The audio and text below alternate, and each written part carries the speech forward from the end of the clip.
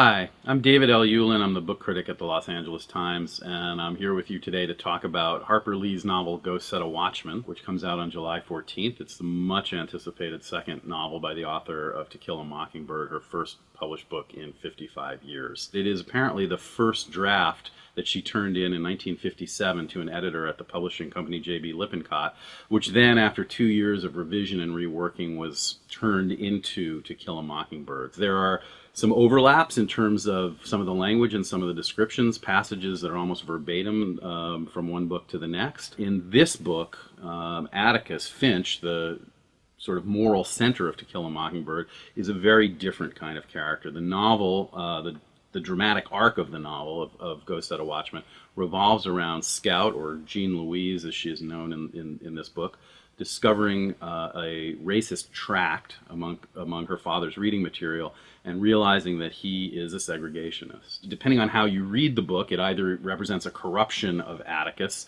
who is one of the great moral characters in American literature, a literary hero to many readers, or it represents the arc of development of the character. I think that's the more important point.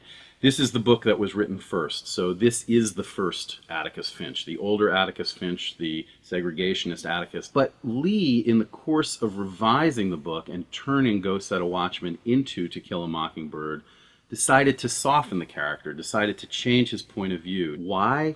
It's impossible to say. One possibility is that as she was revising Go Set a Watchman and turning it into To Kill a Mockingbird, her father, who was the model for Atticus, softened his own views. He apparently had been a segregationist and in the late 1950s changed his position and became an integrationist. So it's an interesting question. How do we read this novel? Do we read it as an equivalent novel, as an autonomous work? Do we read it in some way as a follow-up since it takes place 20 years later? Or do we read it as an example of a writer's process? Do we read it as a way of seeing inside Lee's creative movement and understanding in some way how she went from one book to the other?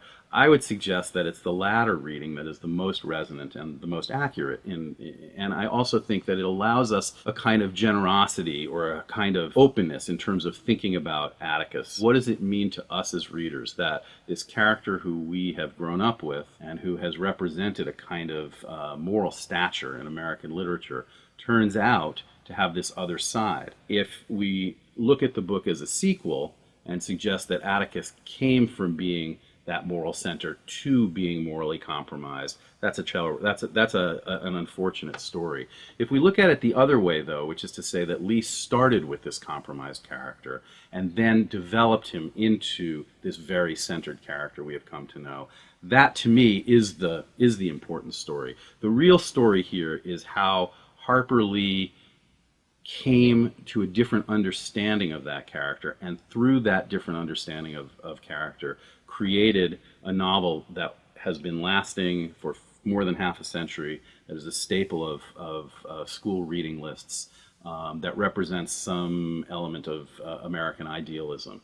That's a really interesting question, and I think that is the sort of legacy both of Go Set a Watchman, in as much as it has a legacy, and its effect on the legacy of To Kill a Mockingbird.